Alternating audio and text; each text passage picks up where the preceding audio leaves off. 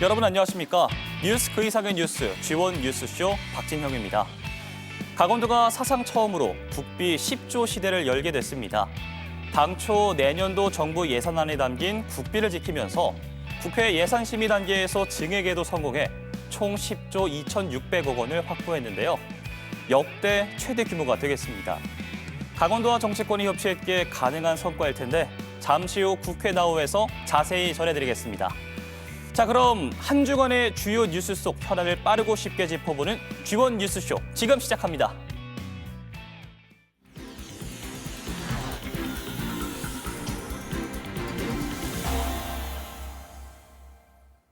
네, G1 뉴스쇼 궁금한 정치권 소식 알아보는 국회에 나올 시간입니다. 국회 연결해서 자세한 이야기 들어보겠습니다. 김도환 기자. 네, 국회입니다. 네, 계엄이 꼭 1년입니다. 작년 12월 4일 새벽에 비상계엄 해제 결의안이 국회를 통과했었는데요. 1년이면 짧지가 않은데 아직도 계엄의 여파는 진행 중인 것 같습니다. 네, 그렇습니다. 내란 재판이 계속 진행 중이고 아직도 정치권 일부에서는 계엄을 놓고 옳다 그르다를 다투고 있습니다. 사실 12월 3일이 가까워지면서 계속 관심이 갔던 것은 국민의힘 장동혁 대표의 입이었습니다. 과연 사과를 할 것이냐 이거였는데 사과는 없었고 오히려 반격이 있었습니다. 장동혁 대표는 어제 계엄이 의회 폭거에 맞서기 위한 것이었다고 말했습니다. 계엄을 옹호한 겁니다. 계엄에 대해 사과하고 윤어게인 세력과 선을 그어야 한다는 요구가 당 안팎에서 있어 왔는데 정면 돌파를 선택한 겁니다. 아마도 직전에 결정된 추경호 의원의 구속영장 기각이 영향을 미쳤을 겁니다. 장동혁 대표가 이런 결정을 하면서 국민의힘은 다시 혼돈에 빠졌습니다. 송원석 원내대표는 국민 여러분께 다시 한번 진심으로 사과드린다며 고개를 숙였고 박정하 의원이나 진종호 의원 등 국민의힘 의원 25명은 반헌법적 계엄에 대해서 사과하고 윤 전 대통령과의 단절을 약속했습니다. 계엄 1년이 지났지만 작년 이맘때 계엄 해제안 표결할 때나 별반 다르지가 않습니다. 당 대 당 내부까지 정치적 갈등과 대립이 심화하고 있습니다. 그 사이 강원도 정치권도 격변이 있었습니다. 최다선인 권성동 의원은 통일교 측으로부터 불법 정치 자금을 받은 혐의로 구속돼 재판을 받고 있습니다. 강원도 국민의힘 의원 대부분이 친윤계 핵심이었기 때문에 정치적 입지가 다소 위축된 것도 사실입니다. 혼란은 계속되고 있고 수습은 요원합니다만 아마도 내년 지방선거가 변곡점이 될 겁니다. 여야가 서로를 심판하겠다고 달려들고 있기는 한데 심판하는 건 결국 국민이 될 겁니다. 네, 이번엔 예산 문제 짚어보도록 하겠습니다. 내년도 예산안이 국회를 통과했는데요. 보통 줄다리기를 하느라 법정 시한을 넘기기 십상이었는데 이번에 꼭 지켜서 통과를 시켰습니다. 강원도도 이번에 성과가 컸죠. 네, 국회가 정부 예산안을 법정 시한 안에 처리한 게 꼭 5년 만의 일입니다. 참 잘한 것 같긴 한데 사실 따지고 보면 당연한 일 한 겁니다. 정부 예산안 규모가 727조 원입니다. 여기서 강원도 몫이 10조 2,600억 원인데 이 정도만 해도 상당한 성과입니다. 정부에서 예산안이 올라오면 국회에서 삭감을 해서 예산을 조정하는데 이번에 강원도 몫의 국비는 한 푼도 삭감되지 않았습니다. 오히려 597억 원을 더 확보했습니다. 강원도청 직원들이 상주하면서 관리를 했고 강원도 국회의원들도 최선을 다했습니다. 특히 송기현 의원이 예결특위 예산 소위까지 들어가서 큰 역할을 했습니다. 주목할 부분은 AI 분야 같은 미래 산업에 1조 1,968억 원을 확보했습니다. 특히 강원권 AX 대전환 사업 예산이 신규 반영됐습니다. 이재명 정부가 내내 힘줘서 밀고 있는 권역별 사업인데 정부 예산안에 강원도 몫만 꼭 빠져 있어서 실망이 컸습니다. 이 예산을 국회 심의 과정에서 살려놓은 겁니다. 일단 기획 예산으로 10억 원이지만 추후 정보통신산업진흥원과 연계해서 의료 데이터를 활용한 1조 원대 사업으로 키워갈 수가 있습니다. 이런 식으로 신규 반영한 사업이 36개인데 이게 정말 많은 겁니다. 확보한 사업비가 398억 원이지만 일단 내년 예산만 그렇고 계속 추진하기 때문에 총 사업비는 몇천억 원이 넘어가는 대형 사업들입니다. 또 영동 물 부족 사태를 해결하기 위한 예산도 대거 확보했습니다. 민주당 차원에서 특위까지 꾸려서 적극적으로 대응을 했었는데요. 정부 예산안에 312억 원이 반영돼 있던 걸 심사 과정에서 123억 원 넘게 더 얹었습니다. 도암호 오염물질 유입을 막기 위한 사업부터 강릉 연곡 지하 저류댐 사업까지 영동 물 문제를 근본적으로 해결할 수 있는 사업들을 담았고 특히 이재명 대통령이 직접 지시했던 해수 담수화 도입을 검수할 수 있도록 사전 타당성 조사 예산을 잡았습니다. 여러모로 쉽지 않은 시기였는데 실속을 제대로 챙긴 국비 확보 전이었다고 평가할 수가 있겠습니다. 김진태 도지사는 국비 확보 성과를 도민들이 체감할 수 있도록 예산을 조기 집행하기로 했습니다. 지금까지 국회에서 전해드렸습니다. 네, 말씀하신 것처럼 내년도 국비 확보 성과가 도민 피부에 와닿는 변화로 이어지길 바라겠습니다. 김도환 기자 오늘 말씀 잘 들었습니다.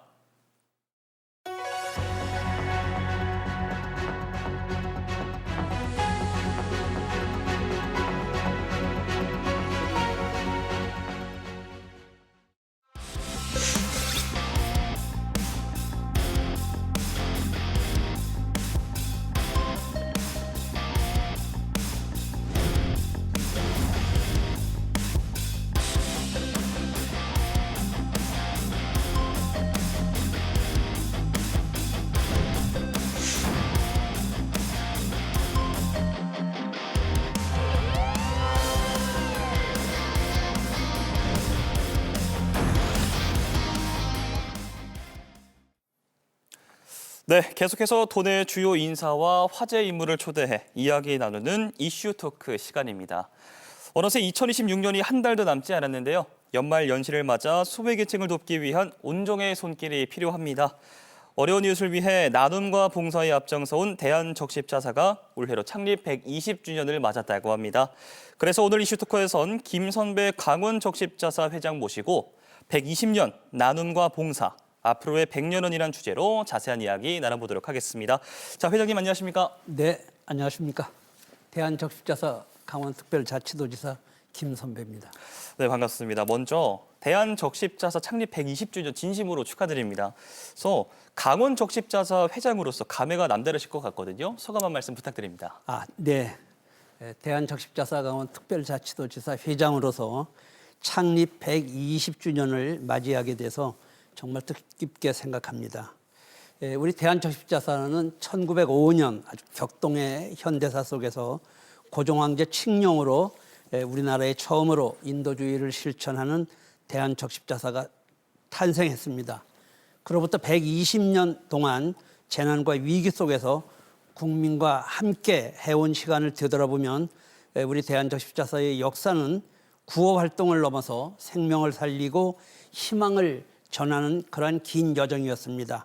일제강점기, 광복, 정부 수립, 한국전쟁, 그다음에 각종 재난과 재해, 경제위기 속에서도 우리 적십자사는 변함없이 국민을 지켜왔으며 그 정신은 오늘날까지 이어져 오고 있습니다. 네, 이어서 또 질문 드릴게요. 저는 사실 대한적십자사 하면 헌혈하고 노란 조끼 입으신 봉사자분들이 가장 먼저 떠오르거든요.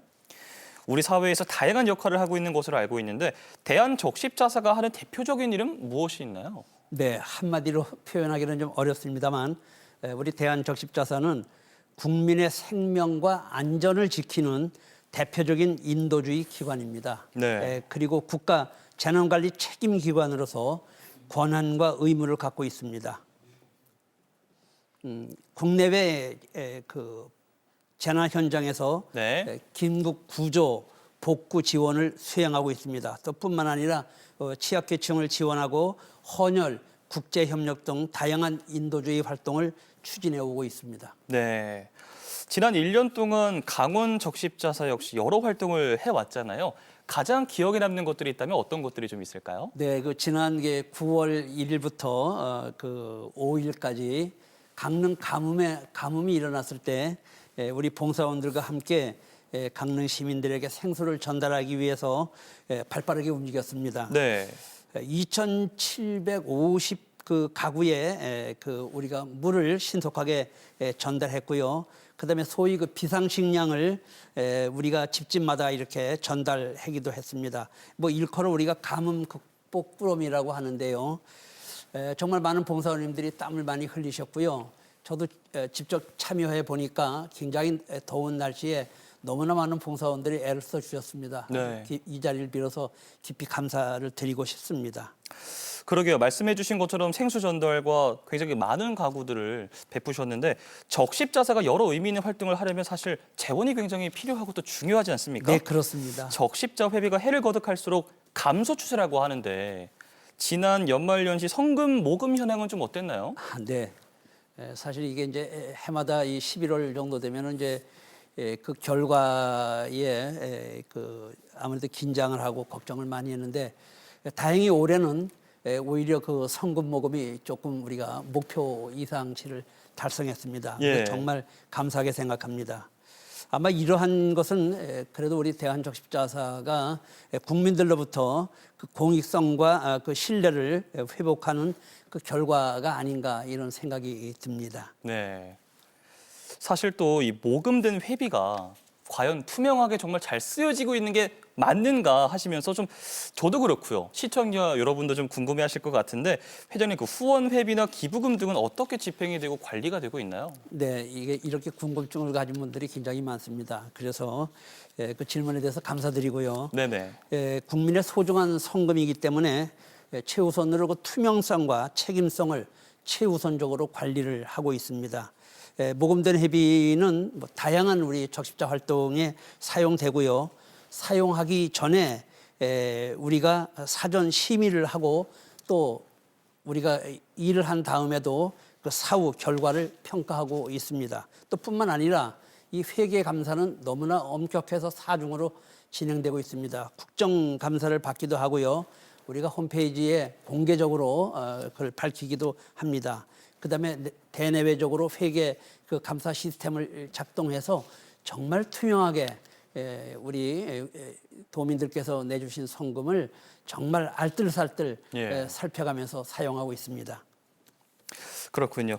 이번 달 1일부터 내년 3월 31일까지 적십자 회비 집중 모금 캠페인이 또 전개가 되는데요. 보다 많은 분들이 적십자 회비 모금에 동참을 해주시면 좋잖아요.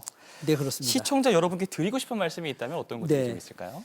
12월 1일부터 그 내년 그 3월 30일까지 일단 1차 그 모금 기간입니다. 그래서 벌써 이게 시작이 됐는데요. 네. 우리 대한적십자사는 지난 120년 동안에 그 수많은 재난과 위기의 순간마다 늘 국민과 함께 해왔습니다. 그리고 국민이 내주신 성금으로 그때그때 일을 처리해 오면서 오늘에 이렇게 이르고 있는데요. 우리가 꿈꾸는 세상, 안전하고 건강한 세상을 위해서는 정말 우리 도민들과 시민들이 내주시는 적십자 성금이 아주 중요하기 짝이 없습니다. 올해도 이렇게 소기의 성과를 이루었지만 내년에도 큰 기대를 갖고 있습니다. 좋습니다. 내년에도 더욱더 좋은 일들, 좋은 시간들이 많아졌으면 좋겠고요. 이어서 이슈토크에선 초대 손님이 선곡한 음악 들으면서 마무리하는 시간을 갖고 있거든요. 오늘의 주제가 120년 나눔과 봉사, 앞으로의 100년원이라는 주제로 이야기를 나눠봤는데 이슈토크 히트송 어떤 곡 준비해 주셨습니까? 네. 이런저런 고민하다가 우리 가수 이선희님의 아름다운 강산을 선곡을 했습니다. 이제 이 노래는 그 아름다운 자연만을 노래하는 것을 넘어서 우리 모두가 만들어 가야 할 희망차고 건강한 사회에 대한 염원을 이 노래가 잘 담고 있다고 생각이 됩니다. 그래서 이러한 그 가사는 또한 우리 적십자 정신과 그대로 연계되고 맞아떨어진다고 생각이 됩니다. 그래서 하여튼 모두가 함께 손잡고 아름다운 사회를 만들자라고 하는 그 메시지가 앞으로 또 앞으로의 100년을 함께하는 그러한 그 정신적 바탕이 되었으면 합니다. 좋습니다. 그러면 이따 방송 끝나고 저랑도 한번 손 잡으시죠. 네, 그렇게 하겠습니다. 네. 연말연시 도움이 필요한 어려운 이웃들에게 우리의 관심과 나눔이 보다 많이 전해졌으면 좋겠습니다. 모두 함께 따뜻한 겨울을 보내시길 바랍니다. 자, 오늘 함께해 주신 김선배 강원적십자사 회장님과 함께 이야기 나눠봤습니다. 오늘 말씀 고맙습니다. 네, 감사합니다.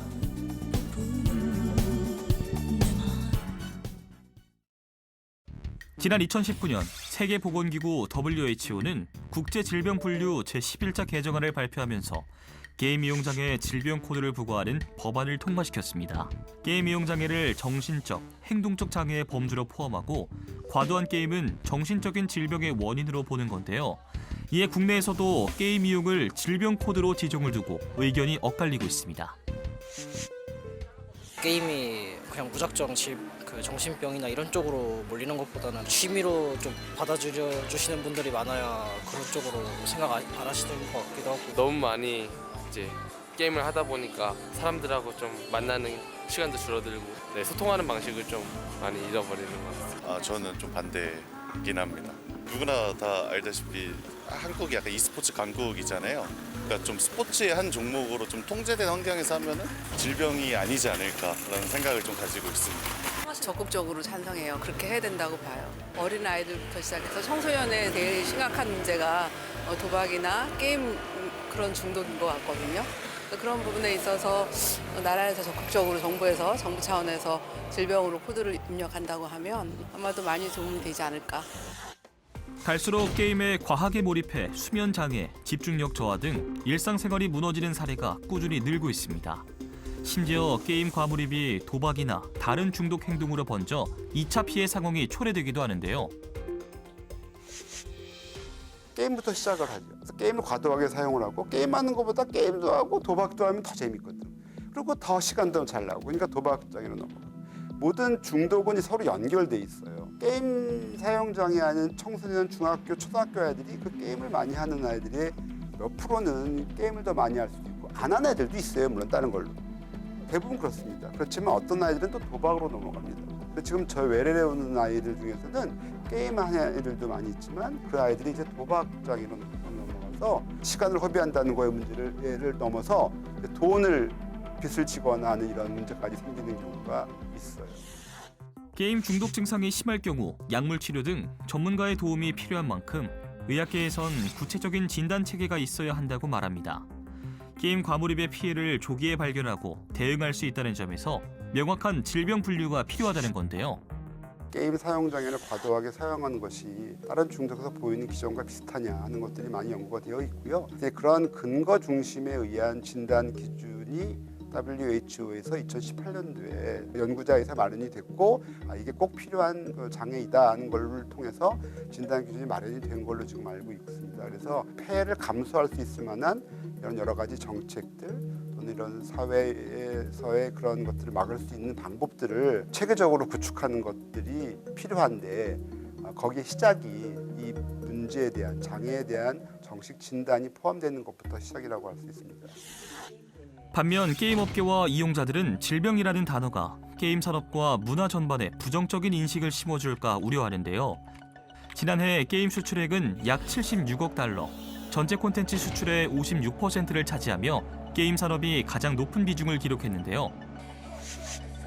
지금 현행 문화예술진흥법상 문화예술의 범주에 게임도 포함되어 있습니다. 한국콘텐츠진흥원에서 5개년 추적 조사를 했는데 실질적으로 게임과 관련해서 단독으로 이렇게 중독 증상, 과몰입 증상이 벌어지는 경우를 발견하지 못했다 이런 발표도 했었는데 이런 여러 가지를 종합해 볼 때 꼭 반드시 게임만 이렇게 질병 코드로 분류해야 될 어떤 과학적 근거도 없고 문화예술성을 또 이렇게 침해하는 결과를 낳기 때문이라는 말씀을 좀 드릴 수 있을 것 같습니다. 최근 K게임 현장 간담회에서 이재명 대통령은 게임을 문화, 콘텐츠 산업의 한 축으로 키우겠다는 의지를 밝혔고 정부 역시 규제와 산업 육성의 균형을 강조하며 논의를 신중히 이어가고 있습니다. 이제는 좀 정책 방향도 좀 바꾸고 대한민국을 세계적인 문화산업 국가로 만들자고 하는 게 정부의 생각인데 문화산업의 중요한 한 부분이 저는 게임 산업이라고 생각해요.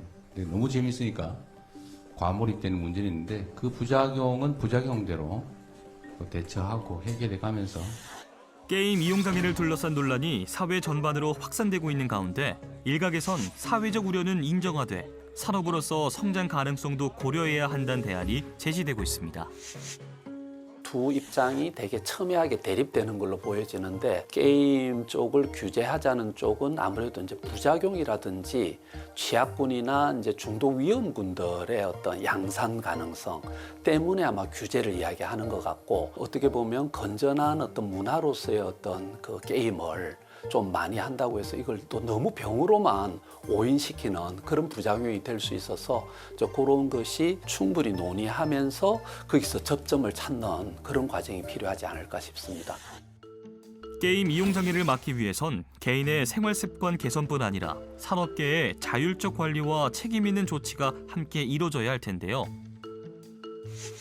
우리 자체가 우리 성인들도 우리들도 여러 가지 삶에서의 이런 밸런스가 있는 사회, 우리의 삶 자체도 좀 더 건강한 생활 습관을 만들 수 있도록 하는 노력들, 이게 전 국민에 필요한 거라고 생각합니다. 게임 산업 쪽에서도 자율적으로 이제 규제해서 부작용이 너무 광범위하게 확산되지 않도록 그런 어떤 인식 확대가 좀 중요하지 않을까 싶습니다. 게임 관련 규제와 산업진흥 간의 균형을 이룰 수 있도록 지속적인 논의를 거쳐 사회적 가치가 실현될 정책이 세워져야겠습니다. 여러분의 생각은 어떠십니까?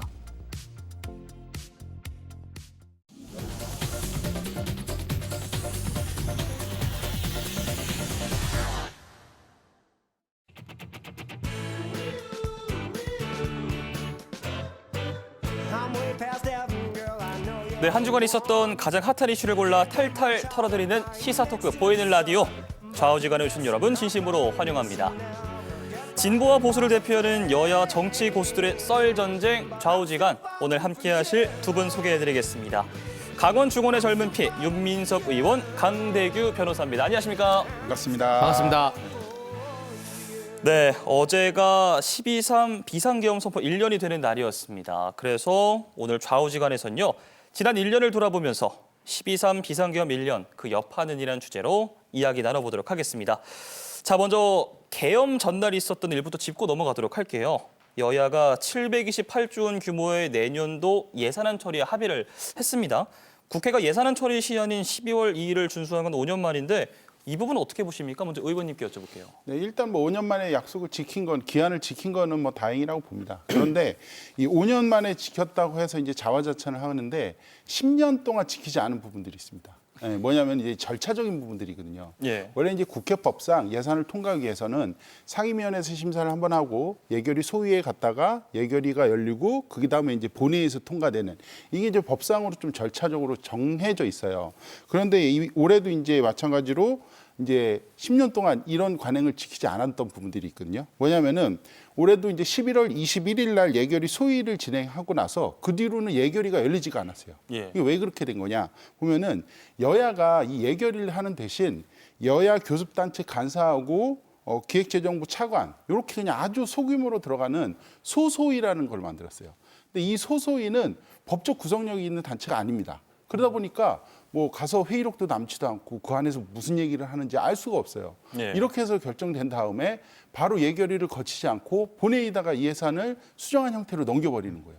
그러다 보니까 이게 깜깜이가 되는 부분들이 있고, 그럼 이제 나머지 예결위원들은 뭐냐, 그럼 허수아비 되는 거 아니냐, 좀 이런 부분들이 있어가지고 예. 좀 문제가 있었고요. 이렇게 예산을 한 10년 동안 이렇게 통과되다 보니까 올해도 문제점이 분명히 나타났습니다. 왜냐하면은 일단 지역방송 관련법 예산이 있었거든요. 이거 이제 부처도 그렇고 여야도 그렇고 그 과방위에서 다 이렇게 합의를 본 예산이에요. 그리고 이재명 대통령도 이제 공약에 있어서 지역 방송을 좀 살리자 이런 취지로 예산을 45억에서 207억까지 올렸어요.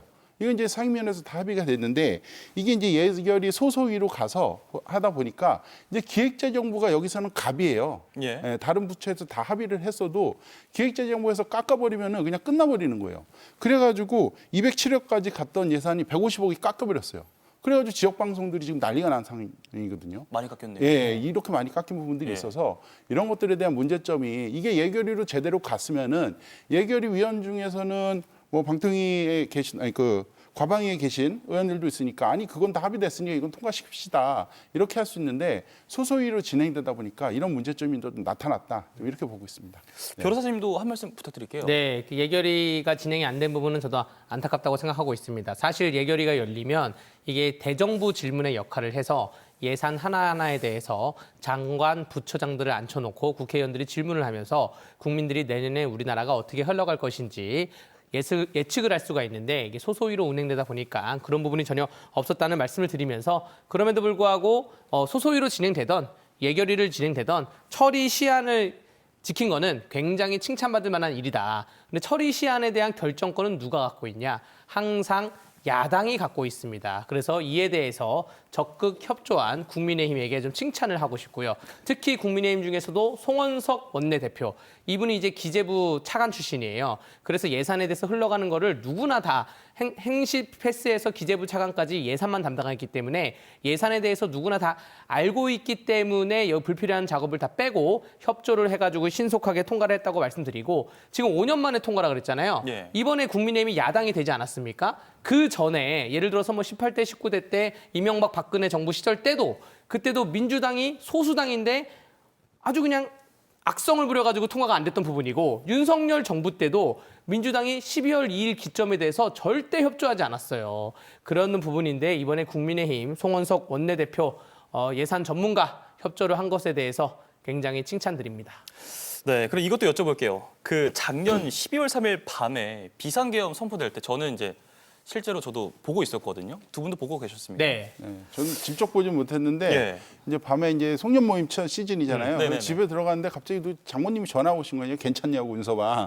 그래가지고 무슨 일이에요? 그랬더니 이제 유튜브에 뜨고 뭐 네. 난리가 났더라고요. 그래가지고 되게 당황스럽고 이게 가짜 뉴스인 줄 알았어요 처음에. 그렇죠. 사실 네. 뭐 너무나 깜짝 놀랐던 일인데 저도 사실 생생하거든요.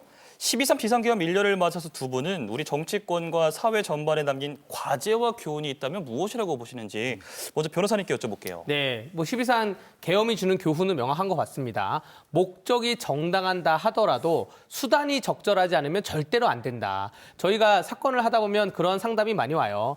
때리고 싶은 애가 있는데 때려도 되냐?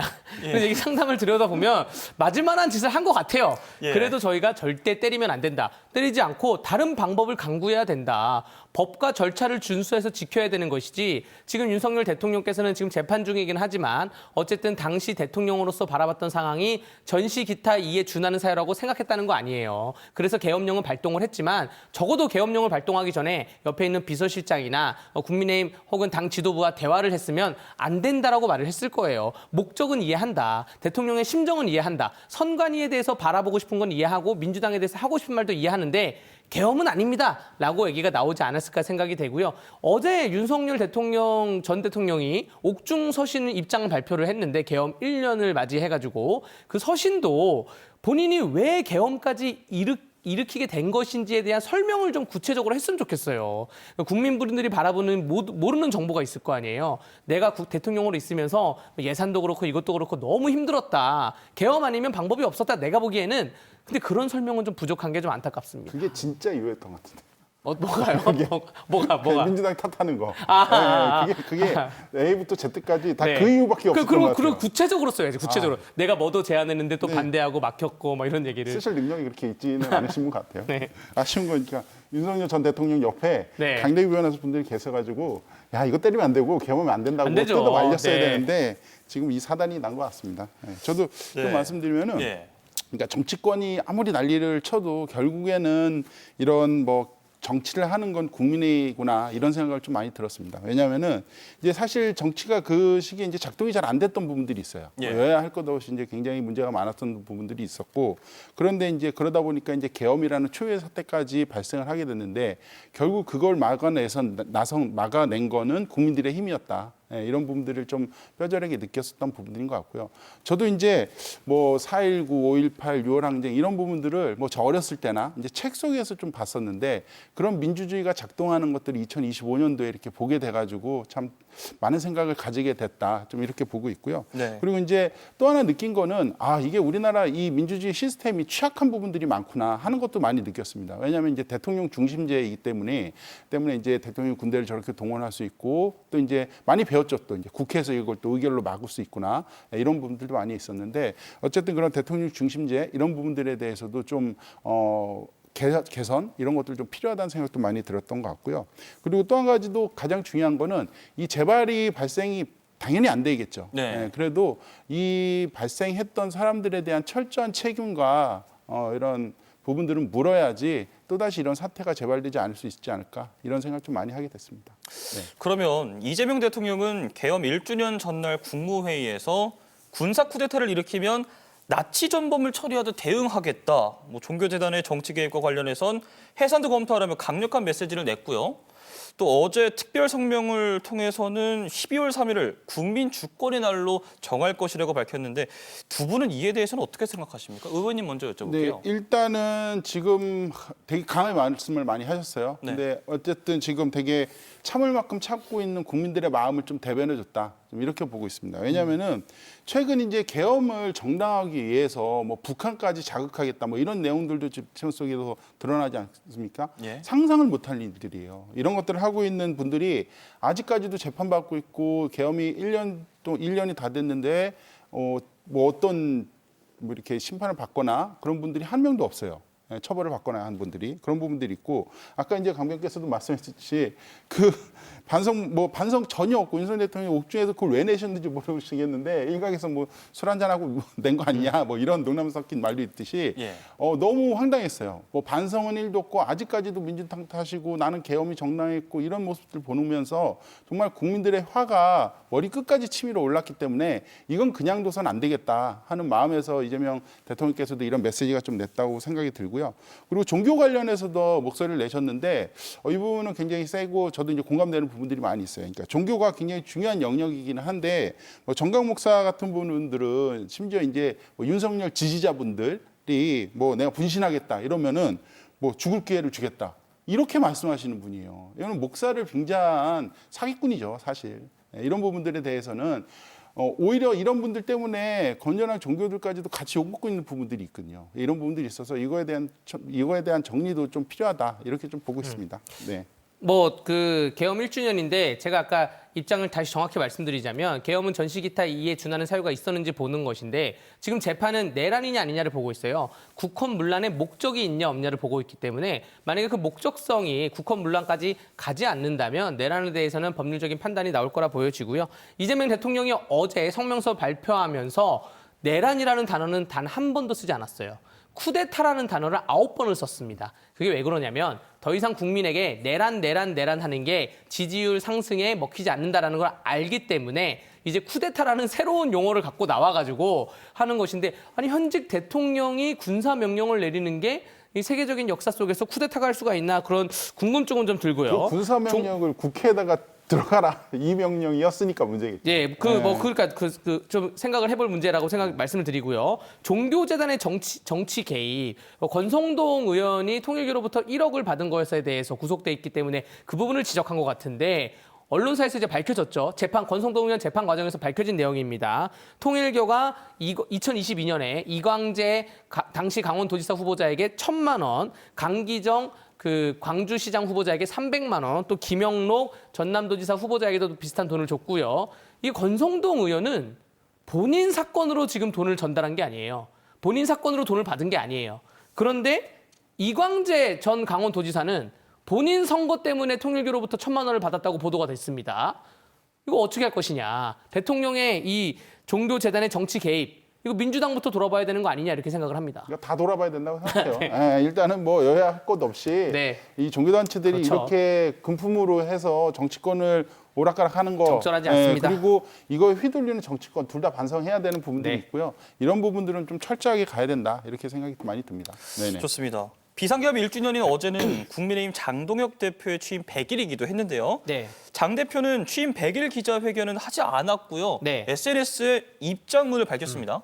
그러니까 비상계엄에 대해서는 의회 폭거에 맞서기 위한 것이었다. 당대표로서 책임을 통감한다는 메시지를 냈는데 결국 당내 소장파가 요구한 사과는 하지 않았거든요. 네. 변호사님. 이 책임 통감이라는 거는 사과를 한 건 아닙니다. 일부 언론사에서 사과, 사죄의 표현을 썼는데 사과한 건 절대 아니고요. 책임 통감이라는 단어를 왜 썼냐. 국민의힘 당헌 8조에 보면 당과 대통령과의 관계를 8조에 나타내고 있는데 당은 대통령의 국정 운영에 적극적으로 뒷받침하고 대통령의 그 결과에 대해서는 당과 대통령은 함께 책임진다 이렇게 되어 있어요. 네. 그래서 비상계엄의 사태에 대해서 장동혁 대표가 책임을 통감한다라고 표현을 한 거고요. 사과는 안 한 것입니다. 이따가 말씀드릴 송원석 원내대표까지 좀 섞어서 말씀드리자면 송원석 원내대표는 사과를 했잖아요. 그게 뭔 차이냐? 송원석 원내대표는 국회 안에만 있어요. 근데 그 장동혁 당대표는 전국을 돌아다녔잖아요.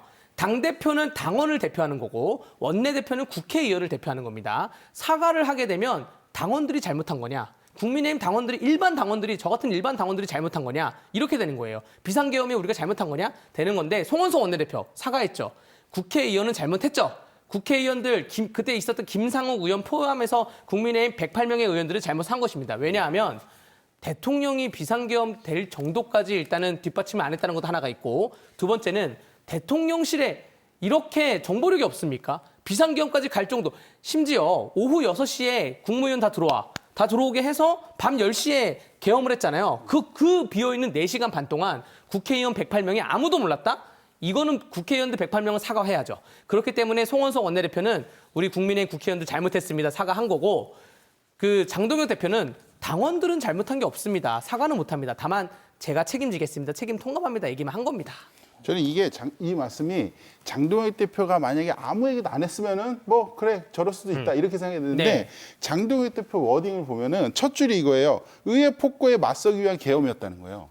제가 아까 말한 목적의 정당성. 네, 제가 말한 목적은 정당했다 보는 거죠. 의회 폭거가 뭔지는 모르겠지만 네. 뭐 저는 그 알겠는데. 당시에 민주당이 이제 뭐 네. 이것도 반대하고 저것도 판단하고 이런 거 올렸다고 해서 의회 폭거라고 규정을 하지 않았습니까? 네. 그러면은 똑같은 상황이 있으면은 장동혁 대표 논리로 하면은 또 계엄해도 되는 거예요. 네. 네, 저는 그러니까 장동혁 대표 차라리 이게 가만히 있었으면은 SNS에서 그것도 안 올렸으면은 네. 뭐 강대 변호사 얘기하는 게 그래 뭐 그렇게 해도 되는데 이 발언을 보거나 이 SNS 글을 보면은 너무 놀라요. 거의 반헌법적인 수준이거든요. 그리고 왜냐하면 그리고 헌법재판소의 판결문이 또 나왔습니다. 이걸 잘 짚어줬어요. 왜냐하면은 야당과 갈등이 있어도 그걸 협치 대상으로 대통령이 봐야지 그렇다고 물리력으로 동원해가지고 야 마음에는 안 된다고 맞는 말입니다. 해가지고 수단이 때리면 안 부족한 되는 거 맞는 거예요. 말입니다. 네, 이런 네. 부분들도 있었고 이것에 대해서 헌법재판소에서도 분명하게 짚었거든요. 그리고 민주당도 좀 잘해라 이런 얘기도 담아놨어요. 그런데도 불구하고 이 뭐 계엄에 정당했다 이렇게 주장하는 거는 너무 잘못됐다는 계엄이 부분들이 잘했다고 있고요. 얘기한 건 아니죠. 책임을 아니 통감을 근데 했으니까. 네. 그 강변 입장은 그러실 것 같은데 장동혁 대표 입장은 그렇지가 않은 것 같아요. 이게. 네. 그리고 또 하나가 이제 뭐 대통령 탄핵을 막기 위해서 뭉쳐서 제대로 싸우지 못했다. 이것도 저는 이렇게 읽혀요. 아 그때 잘 싸워가지고 윤석열 대통령을 그래도 내란 수개인데 쿠데타 일으키고 계엄 일으켰는데도 그 대통령 자리를 유지했어야 된다. 이렇게 보는 거예요. 이렇게 읽혀요 저는. 그건 말이 안 되는 것 같아요. 그거는 이거 네. 제가 아까 계엄과 내란의 차이 말씀드렸잖아요. 네. 계엄과 탄핵의 차이입니다. 비상계엄을 했지만 비상계엄 한 해제되기 전까지 2시간 반 동안 국민의 생명과 재산에 아무런 피해가 있지 않았고 기타 등등 사유로 봤을 때 탄핵은 막았어야 되는 거 아니냐가 장동혁 대표의 기본적인 입장이에요. 그것 때문에 한동훈 계하고 틀어지기 시작한 거고요. 그러니까 그러면 탄핵을 막았으면은 하야라도 시켰어야 돼요. 그 당에서는. 그렇게 계엄을 일으킨 대통령을 그 당에서 공당에서 그냥 두진 않고 그럼 절차적으로 내려오게 만들든가. 근데 그런 부분들이 전혀 없잖아요. 없었죠. 그러니까 탄핵이 뭐 아니다라고 얘기를 하면은 정말 그 대통령이 자연스럽게 내려올 수 있는 부분들도 아니 얘기를 탄핵이 했어야 아니면 되는데 대통령 임기 유지하는 거죠. 아, 그러면 안 된다는 거죠, 네. 그러니까. 이게 정치적 입장이니까 네. 다르니까. 네. 예, 그렇습니다. 네. 예, 갑자기 끊었네. 네. 저는 이제 오늘 이제 이 토크를 네. 처음 진행을 해보지 않습니까? 네. 굉장히 직관하는 재미가 있는 것 같습니다. 예, 두 분의 직관을 또 하는 것에 대해서 감사하다는 말씀도 드리겠고요. 이에 반해서 송원석 원내대표가 국회에서 기자회견을 열고 계엄에 네. 대해서 사과를 했거든요. 네. 투트랙 전략이라고 봐야 될까요? 네, 이건 아까 말씀드렸다시피 송원석 원내대표는 국회의원들은 잘못한 게 맞습니다라는 그런 입장을 전달한 것 같고요. 그 입장이 좀 맞는 말이죠. 송원석 원내대표 그 사과안과 동시에 아까 말씀드렸다시피 12월 2일 날 예산안도 처리에 충분히 협조를 했습니다. 그래서 송원석 원내대표는 의원총회에서 의원들 얘기를 듣는 거고요. 장동혁 대표는 전국을 돌아다니면서 당원들 얘기가 듣는 거니까 둘이 청취하는 그러한 의견이 다를 수가 있습니다. 어쨌든 의원총회에서 많은 의견을 들어서 송원석 원내대표가 사과를 한 것입니다. 만약에 송원석 원내대표가 사과를 하지 않았다면 사과를 하는 25명의 강원대 박정환 의원도 있고 뭐 진종호 의원도 있고 25명의 의원들이 별도로 사과를 했기 때문에 당이 또 분열이 생기는 거 아니냐 이런 오해가 있을 수가 있는데 그런 분열은 절대 없다는 점 말씀드립니다. 네. 네. 저는 어저께 이제 한지붕 세 가족 보는 느낌이었거든요. 예. 장동혁 대표 사과 따로 하고, 네. 그렇죠. 그리고 원내대표 따로 하고, 국회의원 25분 또 따로 그럼 하고. 뭐 한동훈 따로 했으니까 네 가족 가야 되는 거예요. 네 가족이네요. 네. 한지붕 네 가족이에요. 야, 참 이 당 재밌다 이런 생각이 너무 많이 들었었고, 또 이제. 장동혁 대표하고 이제 원내대표하고 이제 이렇게 글 쓰시는 분들도 많이 있더라고요. SNS에. 이렇게 뭐 당원이니까 다루고 이거 다리고 해서 이제 썼는데 뭔가 이렇게 열심히 맞춰가지고 머리를 짜내신 것 같아요. 근데 국민들 봤을 때는 아이고 진짜 뭐 하고 있네라는 생각이 좀 들었던 것 같아요. 왜냐면은 뭐 머리 써가지고 이렇게 사과하고 여긴 사과 안 하고 이러는데 원내대표하고 당 대표하고 엇박자가 난 거 아니에요. 지금 네. 어쨌든 간에 국민들이 봤을 때는. 그럼 저 당은 뭐 하는 거지? 이런 생각이 들었었고 그냥 꼼수 부려가지고 국민들 속이려고 하는 거 아닌가 좀 이런 생각들 많이 하셨을 것 같습니다. 또 다른 생각까지 들게 네. 되는 것 같다 네. 말씀을 해주셨고요. 이처럼 국민의힘은요 계엄 사과와 친한동계를 겨냥한 감사 논란의 내용을 겪고 있거든요. 네. 최근 국민의힘 춘천 장외 집회에서도 김민수 최고위원이 친한동계를 겨냥해서 입을 다물려며 공세를 펼쳤고요. 네. 친한계인 박정아 의원 등이 나오자 참석자들 사이에서 고성과 야유가 쏟아졌거든요. 네. 현장에 이거 계셨던. 현장에 있었습니다. 네. 현장 얘기 있다 말씀드리고요. 이건 내홍이라고 할 수가 없습니다. 장경태 성범죄에 대해서 정청래 대표가 윤리심판원에 넘겼죠. 이게 그러면 그게 내홍입니까? 잘못했으면 조사를 받아야죠. 최민희 과방위원장 축의금 받은 거 고발돼 있는데 잘못했으면 조사를 받아야죠. 그 한동훈 대표가 본인 아이디 또 본인 가족들 아이디로 수천 건의 글이 올라왔어요. 대통령을 저격하는. 아까 말씀드린 당원 8조가 있는데 당원 8조의 이에 대해서는 거기에 대해서 또 규율하는 규정이 있고 당원 13조에도 규율하는 게 있는데 수천 건의 글이 올라왔으니 이 진위 여부를 한번 알아가 보자라고 지금 당무감사 윤리심판원이 돌아가는 거고요. 김민수 최고위원이 지난주 일요일 날 춘천에 와서 한 수천 명이 있는 강원도 당원들 앞에서 질문을 하더라고요. 한동훈 전 대표의 당원 게시판 조사 반대하는 사람 있습니까? 이러니까 조용해요. 찬성하는 사람 있습니까? 와 하는 거예요. 예. 그러니까 저도 그런 현장 분위기를 처음 느껴봤거든요. 거기는 한동훈 대표 욕하는 사람밖에 없는. 저도 굉장히 그 중도를 표방하려고 객관적인 시각을 유지하려고 했는데 현장에 가 보니까 완전 그 당심이 다른 거예요. 그래서 정말 그 국회의원들도 의원총회만 있을 게 아니라 당 지도부가 현장을 다닐 때 같이 좀 다녀야 된다 말씀을 드리면서 한동훈 계 안에서는 분란이 있을 수가 있는 것 같아요. 한동훈 계 내부의 계파 분란이 있을 수 있지만 국민의힘 전체적으로 보기에는 법과 원칙과 당헌 당규에 맞춰서 가는 거고요. 잘못한 사람은 벌을 받아야 된다 생각합니다. 네. 일단 국민의힘 집회부터 저도 이제 가보진 못했고요. 네. 그 유튜브로 이렇게 좀 봤는데 네. 산무 집회였다고 생각이 듭니다. 근데 사람이 없었어요. 사람 많았는데요. 네, 별로 없어요. 아니, 18개시군에서 버스가 세네 대씩 여당이 오던데. 했을 때는 1,000단위는 넘었을 것 같은데 예전에는 네. 뭐 1,000단위 안 되는 것 같아요. 몇백 명 정도 되는 것 같고 그리고 유튜브 제가 봤는데 네. 한 400명 공식 TV에 그 정도밖에 안 되고 뭐 그거는 여러 곳에 있기는 할 그렇죠. 것 같은데 유튜브가 수십 개가 돌아가니까. 공식 채널에서는 네. 한 400명 정도밖에 안 되더라고요. 그리고 재미가 없었어요. 일단은 제가 봤을 때도. 왜냐하면 두 가지 이유인데 하나는 발언자가 한 10명 되시는 것 아니 우리가 같아요. 재밌으려고 집회라는 건 아니지 않습니까? 집회도 그래도 의미도 있고 내용도 있어야 되는데 일단은 10분 정도 되시더라고요. 발언하신 분이 되게 많은데 그 발언자 많은 분들 중에서 지역 얘기, 강원도 얘기했으면 뭐 이재명 싫어요 얘기를 하지만 강원특별자치도법 얘기했죠. 얘기하세요. 제가 그 얘기 해드리려고 했는데 예. 그래서 일단 지역 얘기를 하시는 분이 없고 다 그냥 기승전 이재명 싫어해요. 나빠요. 그런 부분들에서 좀 되게 재미가 없었지 않았을까 이런 부분들이 있고 단결된 모습이 없었습니다. 일단은 뭐 욕하고 뭐 이러시는 분들도 굉장히 많은 것 같았고 네. 그러다 보니까 너무 좀 그런 부분들이 있어서 그러니까 당내에서도 비판 나오는 거 아닙니까? 한기호 의원께서는 집회 후 이게 단결은커녕 이게 분란만 자초한다. 이거 계속 해야 되냐 얘기를 하니까 그 다음에 이제 인천에서 한번 하고 용인에서 원래 하려고 했는데 이제 그것도 이제 못하게 된 부분들이 좀 있는 것 같고 그리고 한동훈 대표 관련해서는 이 한동훈 대표의 존재감이 커질수록 장동혁 대표가 우클릭하는 현상들이 더 강해지는 것 같아요. 그러다 보니까 이렇게 자충수도 두고 좀 사고도 치고 이러는 모습들이 보이는 것 같아가지고 앞으로도 좀 계속 지켜봐야 될 것 같다는 생각이 듭니다. 일단은 집회 형식 자체에 대한 의견을 제가 겸허히 받들어서 중앙당에 전달하도록 하겠습니다. 이 집회 전문가시니까 생각해보니까 이 진보 측 집회는 뭐 노래도 부르고 뭐 으쌰으쌰하고 춤도 추고 하는데 오신 분들 얼마나 지루하겠어요. 국민의힘 집회는 이제 발언권 가진 사람들만 얘기하니까 지루한 감이 좀 있을 수 있다고 생각합니다. 발언자도 좀 줄여야 돼 이렇게요. 네, 너무 맞습니다. 많아요. 네, 국회의원들이라고 다 마이크 주면 안 돼요. 시민들의 목소리를 들어봐야죠. 그렇죠. 맞습니다. 이렇게 또 두 분이 서로 챙겨주시는 모습도 보니까 보기 좋은 것 같습니다. 네.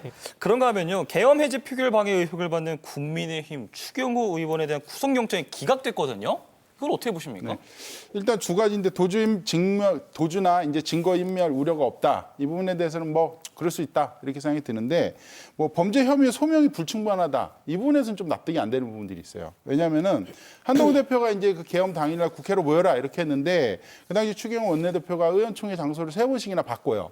그리고 그 국회의장에게는 본회의 시간 미뤄달라고 얘기도 하고, 그리고 당대표가 이제 당대표는 본회의장에서 좀 나와달라, 좀 이런 얘기도 했고, 그런 와중에 또 윤석열 대통령하고 전화 통화도 했다는 거 아닙니까? 네. 누가 봐도 계엄해제 의결을 방해할 명분이 뚜렷하지 않으면 이런 행동을 할 수가 없는 분들이 명확하게 드러났는데, 이게 범죄 사실이 소명이 어렵다고 하면 도대체 뭘로 소명을 해야 되는지 좀 이 부분은 납득이 좀 많이 안 됐습니다. 제가 다 네. 소명해 드리겠습니다. 한동훈 대표는 본회의장에서 나와라. 국회법에 국회의원 말고는 본회의장 못 들어가도록 되어 있고요. 의원식 의장한테 시간을 좀 늦춰달라 하는 거는 우리가 더 들어가겠다, 혹은 아니면 대통령실과 얘기를 해보겠다라고 하는 것 때문에 시간을 늦춰달라고 한 거고, 의원총회를 변경한 거는 물리적 이유 때문이었어요. 일로 모여라라고 했는데 거기가 군인들이 둘러싸여 있으니까 그럼 밖에서 모였다가 같이 들어가자, 이런 얘기인데, 국회의원의 표결권을 의원총회로 방해한다는 것 자체가 법리적으로 성립할 수가 없는 게, 그러면 지금 여야 당대표들이나 여야 원내대표들이 웬만한 의견을 다 당론을 정해서 들어가지 않습니까? 의총을 해서.